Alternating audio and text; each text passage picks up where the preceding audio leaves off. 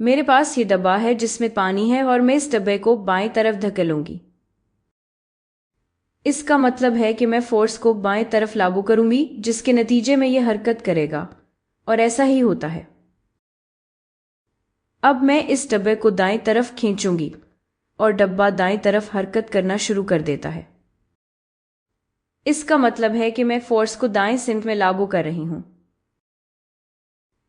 اب کیا ڈبے کو دائیں طرف حرکت دی جا سکتی ہے اگر میں اس پر فورس بائیں طرف لاگو کروں؟ ذرا سوچیں۔ نہیں نا، یہ ممکن نہیں ہے۔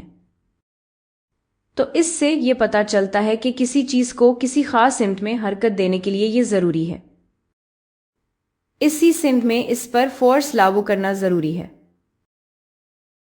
تو اس سے یہ بھی پتہ چلتا ہے کہ فورس کی ایک ڈائریکشن ہوتی ہے۔ اب یہ خالی بالٹی دیکھیں۔ فرض کریں آپ یہ خالی بالٹی پکڑے ہوئے ہیں تو آپ کچھ فورس لاگو کر رہے ہیں، اور اب فرض کریں آپ ایک بالٹی پکڑے ہوئے ہیں جو پانی سے بھری ہوئی ہے، پھر بھی آپ کو کچھ فورس لاگو کرنا پڑے گی۔ کس صورت میں زیادہ فورس درکار ہوگی؟ مجھے یقین ہے آپ کہیں گے کہ پانی سے بھری ہوئی بالٹی کو اٹھانے کے لیے خالی بالٹی کے مقابلے میں زیادہ فورس چاہیے۔ اب اس سے یہ بھی پتہ چلتا ہے کہ فورس کا ایک میگنیٹیوڈ بھی ہوتا ہے۔